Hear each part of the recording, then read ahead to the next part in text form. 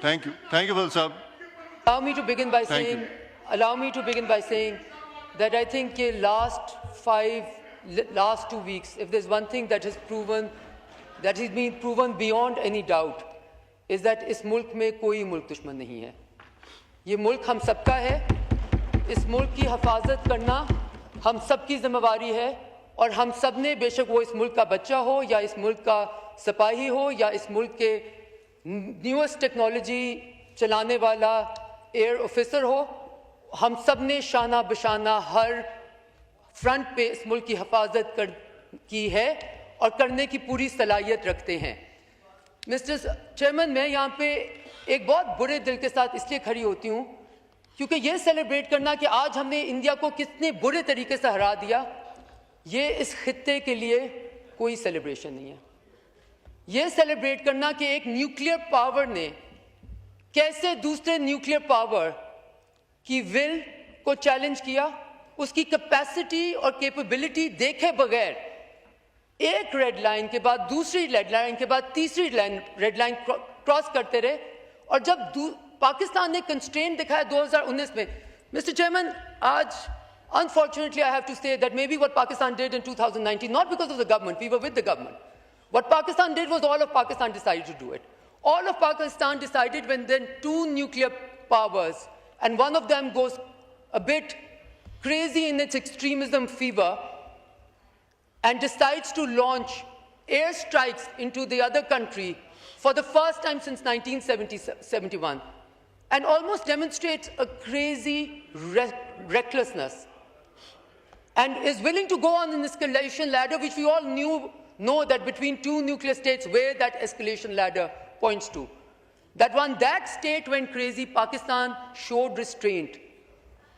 I think that restraint that we showed, the responsibility that we showed, was misconstrued to be a lack of will and a lack of capacity.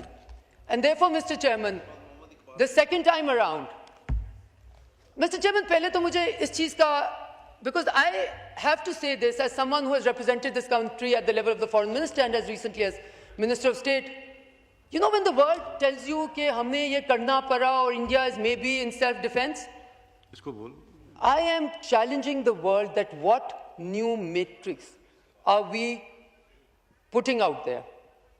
Have we all gotten out of the UN Charter as the common, international and the parameters of international law? Are we not all signatories to Article 25, which says we will all abide by the Security Council resolution? So when Prime Minister Modi decides that Kashmir is now an integral part of India, must we all pay homage to him and bow down, and not to the Security Council and to the UN Charter? And then, when President Trump acknowledges that as disputed territory, you know what has fallen? Not the Rafales only. What has fallen is the entire Indian doctrine made by Doval, Jay Shankar and Prime Minister Modi to completely unravel or be able to say so forcefully, because they were meant to have, this is the problem, to the world they were meant to have conventional supremacy, military supremacy over Pakistan. And you know who broke that myth? Not Pakistan. It was Prime Minister Modi and his extremist agenda, which broke that myth of power and the illusion of power that the world had attached to India, and literally put them at the next security provider, not only for themselves, but the entire region. And guess what happens? The world finds out that a country that they consider to be powerful enough, militarily strong enough, conventionally superior over its nuclear power neighbor, could not even defend its own border when the other country, as in Pakistan, decides to just do what it is entitled to do under Article 51 by just as a defensive measure, and then as an offensive measure to be able to tell them how far we can reach. And allow me to say, Mr. Chairman, what we also proved was that we don't only equip ourselves with high, fancy, technologically advanced toys and tools, we just happen to train ourselves better to be able to also use them. So the military, what happened in the war theatre, Mr. Chairman, allow me to also say, will rewrite the premises of what this entire region, including the Pacific strategy for many, many regions and countries. The illusion of power for some countries is far more useful than to test it. I think India, unfortunately, under this extremist Hindutva ideology, decided to test a very pervasive and a strong illusion of power that it was able to protect all over the world. And then they burst their own bubble. So, Mr. Chairman, I don't want to go further into that. I just want to make some points because I think Pakistan should be unapologetic in 2 or 3 things. First of all, if somebody thinks that a country where a terrorism incident takes place has the right to launch strikes into another country, into its geographical boundaries, into internationally established borders, then please be mindful of the precedent that we're setting. Please be mindful of the precedent that we're setting. Does that, by the same logic, does it mean that when Jafar Express happened, and we were able to share evidence of India's involvement with it, that we were right in self-defense to launch strikes into Indian territory? Is that what the world is trying to sanctify over here? We cannot rewrite international law until we write it. And since we haven't written it, might as well abide by it. Mr. Chairman, I have कभी-कभी ना अफसोस होता है कि जब आपका खुद का कहा कुछ सही निकल गया. Because for many, many years we were telling the world that the impunity that is being granted to India to be a belligerent extremist state to all its neighbors is going to make this region a very, very tense, combative, flagrant one. And I thought it was proven to be true in the last few days. But Mr. Chairman, I do want to say that I think Pakistan should be absolutely unapologetic in having to defend and having the will and the ability to defend itself. We should have done this earlier. We did it at the right time. We did it when we were provoked, when our military bases were even attacked. And that restraint that Pakistan showed was on exhibit in all world capitals. And the theatrics, starting from the top of political leadership in India, going all the way down to the media frenzy, was also on display. Mr. Chairman, मैं आपके तवज्जुह से India के पास एक पैगाम दिखाना चाहती हूँ कि बॉलीवुड में जंगें लड़ना मुख्तलिफ है और वॉर थिएटर में असल में जंग लड़ना मुख्तलिफ है. और हम कभी भी, we will never be on the side of provocation or war or conflict. Because we have suffered together, India and Pakistan, in the entire region, the result of that. Wind up, मैं wind up करती हूँ, Mr. Chairman. Mr. Chairman, मैं यहाँ पे एक और बात भी कहना चाहती हूँ जो कि शायद लोगों को weird लगे, अजीब लगे. You know what India has done? It has weaponized terrorism. What does weaponization of terrorism mean? Terrorism is a rare problem. If India was serious in dealing with this problem, you know what they would do? They would not run away from the dialogue table and they would not run away from negotiation.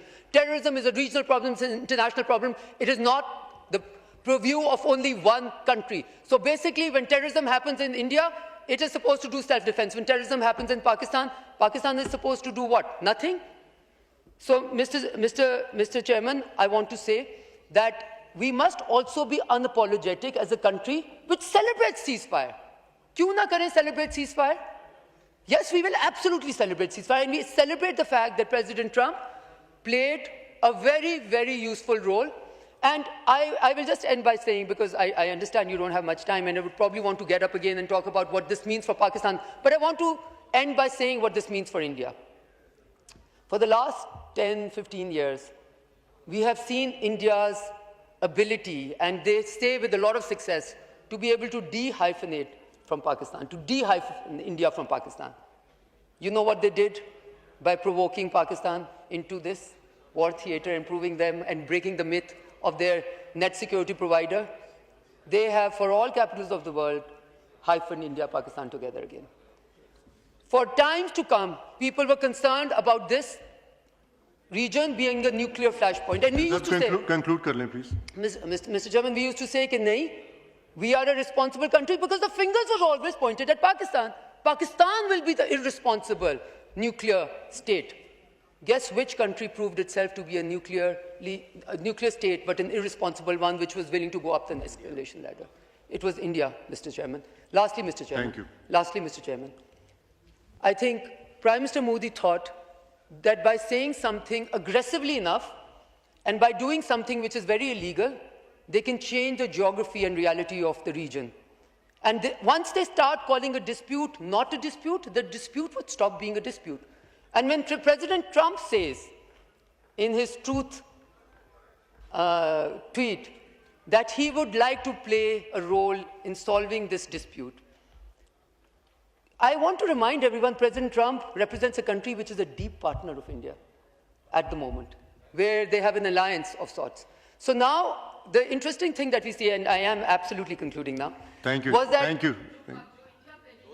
Thank you. Thank you, Ji.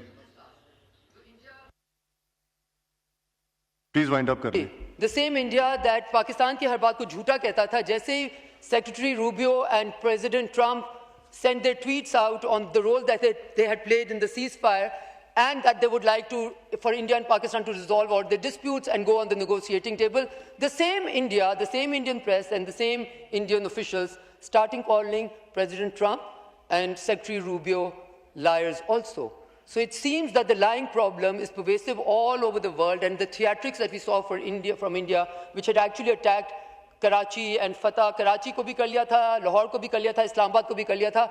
Sirf such, the only truth in this world seems to be emanating from that country which displayed its theatrics and its society's implosion in broad daylight, visible to the whole world.